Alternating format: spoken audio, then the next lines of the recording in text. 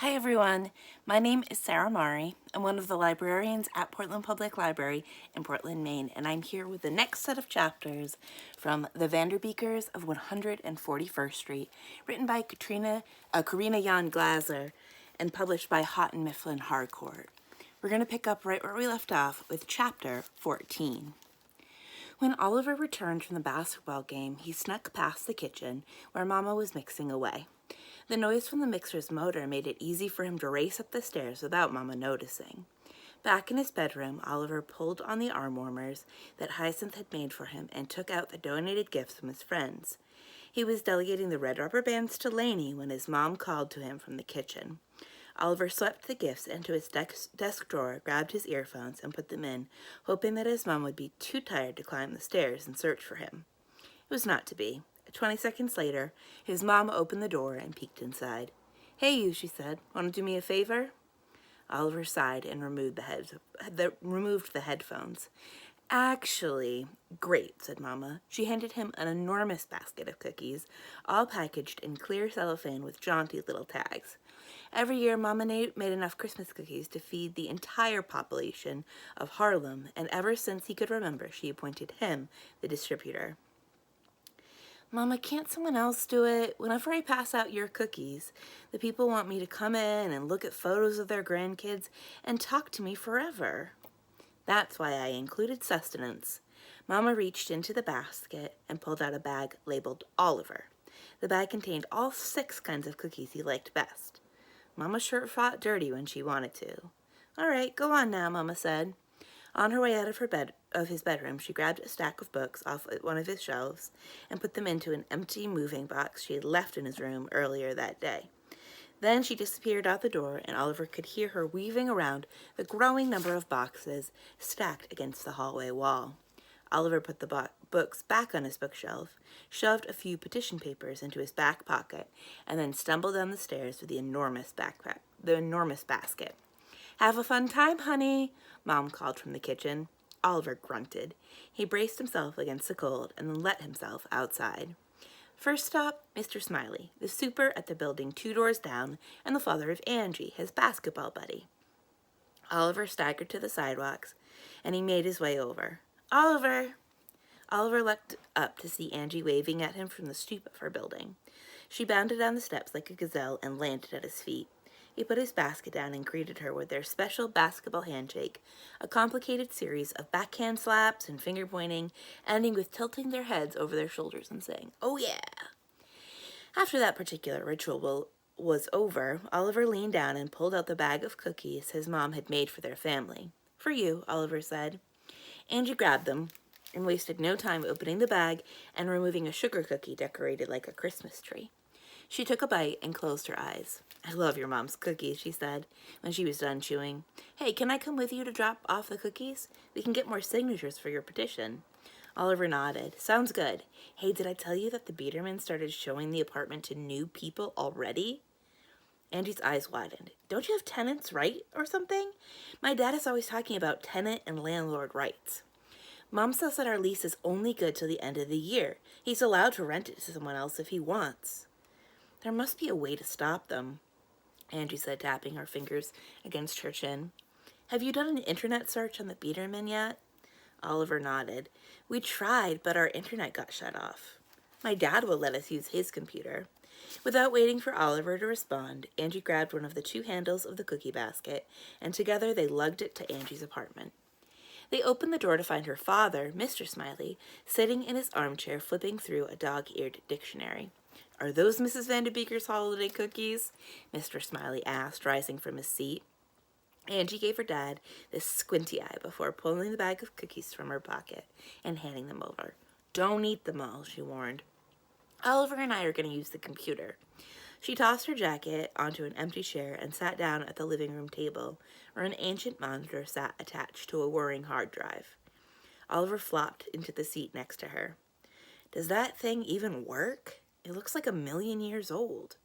"It got a lot better after Jessie fiddled with it," Angie said, pulling up the internet search engine, which opened at once. Oliver didn't have time to be amazed at Jessie's apparent genius around computers, because Angie had already typed Biederman into the search function. They didn't know his first name, so they added Harlem and then City College. Angie scrolled and scanned and then punched in more keys. Oliver watched the screen until his eyes glazed over. This was taking forever. Hey, Oliver interrupted after what seemed like hours. My mom will kill me if I don't deliver these cookies. You still in? Angie took one last look at the search results and then reluctantly closed down the search engine. I'll do more tonight, she promised, before grabbing her coat and entering the living room. Dad, I'm going to help Oliver with the cookie deliveries. Mr. Smiley, startled to see the kids, hastily stuffed an empty cellophane cookie bag behind the couch cushions before flashing them a guilty smile. A scattering of crumbs clung to his beard. Angie pointed an accusing finger at him. Dad, you ate all of them? When Mr. Smiley could only offer a sheepish shrug, Angie rolled her eyes and stomped out the door. And Oliver followed her. He looked at his cookie bag and then at Angie. In an act of supreme sacrifice, he tapped her on the shoulder. When she turned around, she held the bag out to her. You can have some of mine. I don't mind, he lied. Really? Thanks. Angie took a cookie. It happened to be the one that Oliver would have chosen to eat next himself, and nibbled off an end. Oliver sighed. Sometimes it was just so hard to be nice.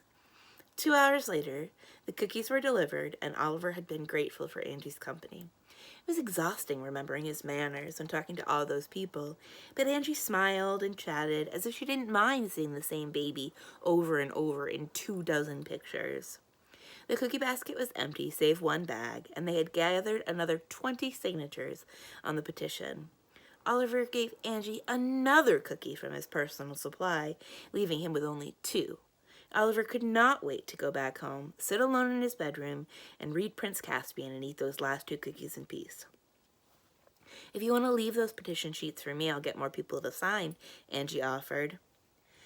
Oliver handed over the petitions and then walked back to the brownstone. He had one last bag to deliver, this time to someone in his own building.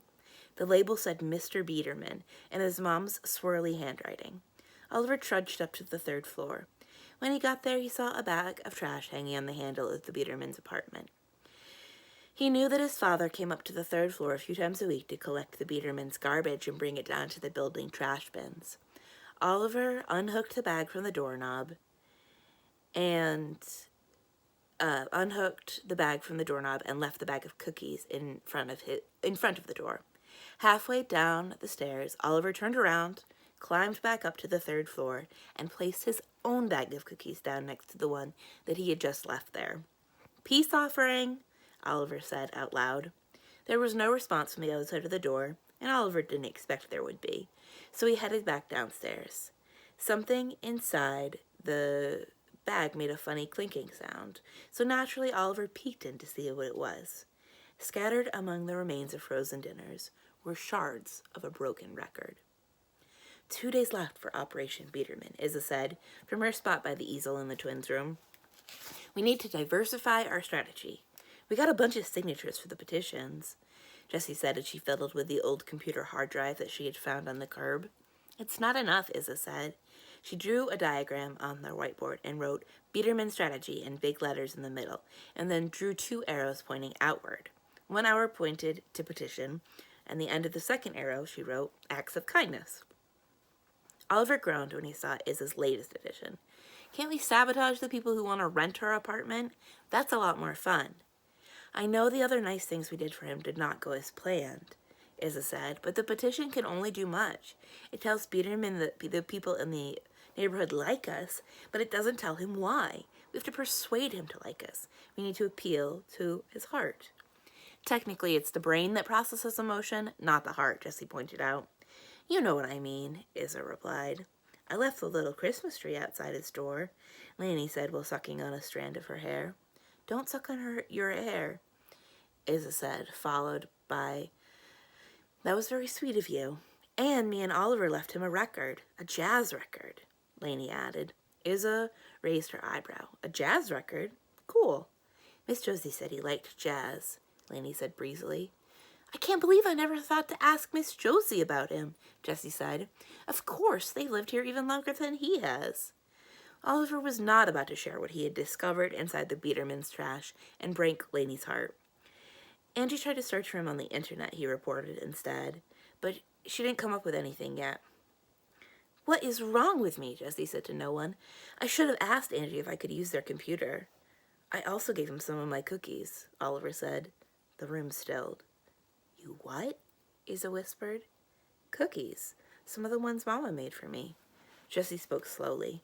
You gave the Biederman cookies from your own personal stash? Willingly? Not under duress? Wow, Hyacinth said in wonder. Francis' tail thumped on the floor. I'm so proud, Isa announced. Such sacrifice. Oliver's face turned red. Can we just keep going with the meeting? Hyacinth spoke up. Mr. Jones said the Biederman used to teach art at the Castle College. No, not art. She tilted her head, thinking. Art history. We should contact the art history department at City College, Isa said. Maybe someone knows something about him there. Art history sounds so boring, Oliver remarked. I think it sounds romantic, Isa said. I would love to know more about what life was like when Vincent van Gogh and Pablo Picasso lived. That's because you have an artist's soul, Jessie said. The right hemisphere of your brain is very highly developed. Yeah, art history is boring to those of us with normal brains, Oliver chimed in. I like art, Lainey interrupted. I want to learn about it. Thank you, Isa said primly. I think we should go to the art history department, Isa repeated. Maybe tomorrow when we are out with the petitions again. Lainey's face lit up. We get to go to the castle? The last time the Vanderbeekers went to the castle was for a spring fair that their school was hosting with the college. Lainey was only 2 at the time, and to her disgust, she didn't remember anything about it. Sounds good to me, said Jessie. Great. Now what I was going to say before we got sidetracked, Isa gave Oliver a pointed look, is that we need to give the Biederman a more personal look into who we are. How? Oliver asked suspiciously. I'm not giving up any more cookies if that's what you're thinking. We need to wow him with how great we are, said Isa, so he wouldn't be able to imagine anyone as awesome as us living here. I'm good at hugging people, Lainey announced. I can't see hugging the Biederman going well right now, said Jessie. Maybe you can draw him a picture of the brownstone, Isa suggested. Who doesn't love a picture drawn by a 4-year-old? Lainey's brow creased. I'm 4 3/4, she corrected Isa. I can make him something sciencey, offered Jessie. I'll write him a poem, Oliver said. His sister stared at him. What? Oliver said defensively. Poetry is cool, okay? I wonder if I should make him a CD of my violin playing, said Isa. I'm so much better than I was 6 years ago. Hyacinth kept her head down, pretending to inspect fronds for fleas. Don't forget we need to continue collecting even more signatures, Isa reminded them. It's a lot, but we can do it. Oliver started humming the Star Wars theme song. No obstacle is too big, Isa continued, as Oliver increased his humming volume. No man too mean, Jessie added. We are the Vanderbeekers, piped up Hyacinth, as Oliver reached a crescendo in his song. Let's save our home, declared Isa. Monday, December 23rd. We're going for a walk, Jessie announced to her mom. Take Lainey with you, Mama called out from the kitchen. Please, she added with a note of desperation. On every available inch of counter space and on every available inch of kitchen floor lay Mama's baking supplies ready for packing. Lainey was having a wonderful time examining each item and organizing the supplies for her own personal store. She had found a stack of sticky notes and priced items anywhere from 1 cent to $300,000. Papa emerged from the bathroom, where he was sanding down the walls in preparation for a new coat of paint. I think you officially have every baking utensil ever invented, Papa said, looking at the clutter of the kitchen. He picked up a metal pincher thing with needle-like tips. What is this? It's a fondant crimper. Don't let Lainey have it, Mama replied, as she watched him hand it to Lainey. Ooh, fun, Lainey said, squeezing it together. Please, Isa, save my life here, Mama pleaded. Lainey, let's go for a walk, Isa suggested, plucking the fondant crimper out of Lainey's hands and handing it back to Mama. We should check out City College, Isa said in a sing-song voice as she took Lainey's coat off the coat hook and held it out to her. Yay, the castle, Lainey said, jumping to her feet. She looked at Mama. We're gonna find out if princesses live there, Isa cut in. "Okay," Mama said, as she packed up the fondant crimper. She did not say be careful or be back in an hour or else, so the kids knew she was very distracted. A northeastern wind had joined the cold front, and it felt 20 degrees colder than the day before. Whenever a gust passed, the kids turned so their backs served as shields against the wind. No one spoke. Hats were pulled low and scarves were pulled high. The smell of Castleman's bakery tempted the Vanderbeekers when they passed by, and each Vanderbeeker felt noble as they resisted the desire to take shelter in the cozy store. They crossed the street and stood before the college entrance. Imposing wrought iron gates reached skyward, and beyond the gates was the college campus. Up close, the buildings were more intimidating than they were from the brownstone roof. Instead of being like a princess's home, the buildings looked like they belonged on a craggy cliff above a raging sea during a lightning storm. The Vanderbeekers looked at each other. Finally, Isa shrugged and stepped inside the gates. Her siblings followed her down a cobblestone path towards the center of campus. When they emerged in the enormous courtyard, they found the college almost deserted. "Wow," said Oliver. "Where are the people?" "I think this college is closed," Hyacinth said. "I'm sure people are still working," Isa said in her falsely cheery voice. "There must be a map somewhere." "I see it. I see a map," Lainey said. She dragged Isa by the hand to an information post. "Look, they have a whole department just for chemistry," Jessie said reverently, looking over Lainey's shoulder as she examined the map. "That's awesome." "And a music department, too," Isa said. "Let me see," said Oliver, crowding in. "Ah, here it is. The art history department. It's in Goethals Hall." Isa looked from the map and surveyed the campus. That one. To Lainey's disappointment, the Goethals Hall wasn't the huge castle building, visible from the Vanderbeekers' brownstone roof. Instead, it was like a miniature version of the more impressive castle. The kids made their way to the building, and it took the strength of both Oliver and Jessie to push the heavy wooden doors wide open enough for the rest of the kids to squeeze inside. The black iron hinges groaned. The temperature inside was only slightly warmer than outside, and the interior seemed to be made entirely of cold marble. Marble floors, marble walls, and before them, a long marble staircase. The kids wandered around, lost for 10 minutes, before they ran into a student in plaid flannel pajama bottoms and boots that looked like house slippers. "Do you know where the art history department is?" Jessie asked him. The guy pointed. 2 floors up, make a right. The office is at the end of the hall." The kids followed his directions, and sure enough, a door at the end of the second-floor hallway had a piece of paper with art history written in fat marker.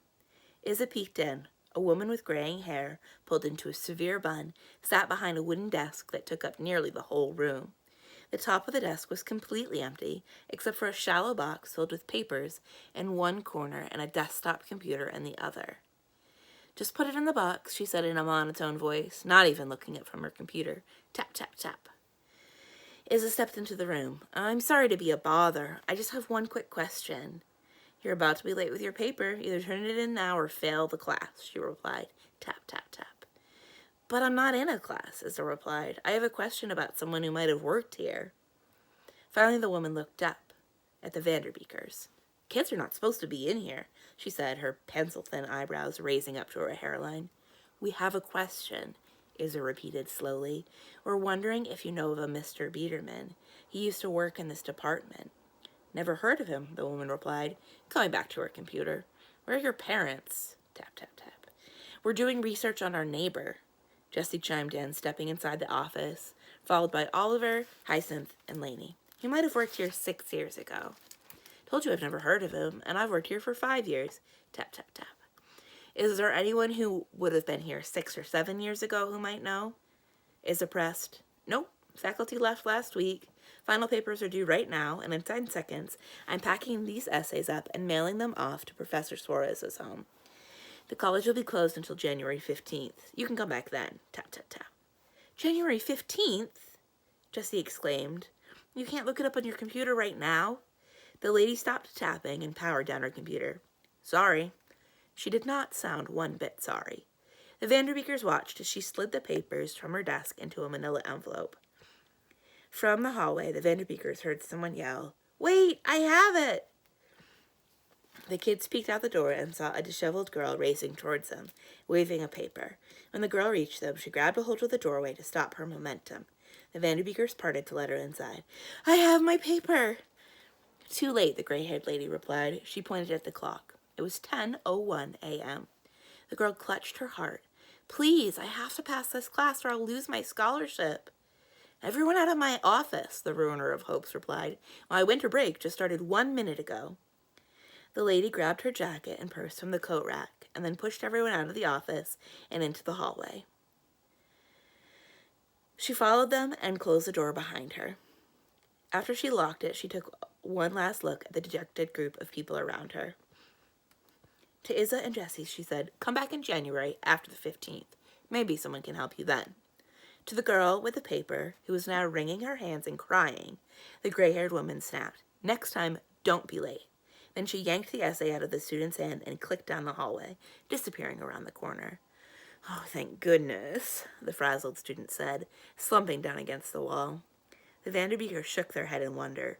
College was looking more and more like a place where dreams came to die. There are no princesses here, Lainey said, tears leaking out of her eyes as she followed her siblings out of the building. Oh, Lainey, I'm sorry. This was my terrible idea, Izza said, picking Lainey up and drying her little sister's eyes. Do you want to go to Castleman's? I'll buy you a cookie. Lainey shook her head, her hair tumbling into her face. I want to go home. The Vanderbeekers began to trudge back to 141st Street. All illusions about the magic of the Castle College lost forever. They yearned for the warmth of their home, the pets awaiting their meals, the comfort of Mama's nourishing meals, and the love of their friends and neighbors. It was a quiet walk back to 141st Street. When they arrived at their block, Jessie paused to get a signature from the petition from their neighbor Charlotte and her son Joseph.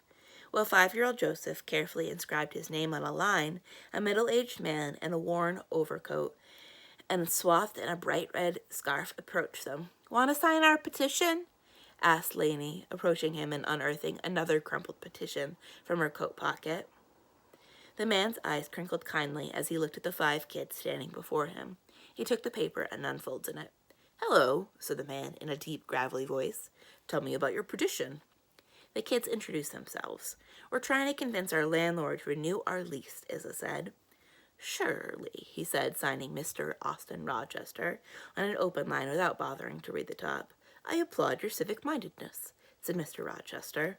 A blast of Arctic wind came through, and Mr. Rochester and the kids turned their back to it. When the wind eased, he continued, I love seeing people get involved in their community. I always try to encourage that in my work. Where do you work? Said Hyacinth. I'm a musician, said Mr. Rochester. I play cello and I conduct the orchestra for teens called Rhythm NYC. I've heard of that, said Izza, her eyes brightening. I'm a musician, too. I play the violin. If you're in high school, you can audition, encouraged Mr. Rochester. I'm only 12, but in 2 years I'm going to audition. It sounds amazing.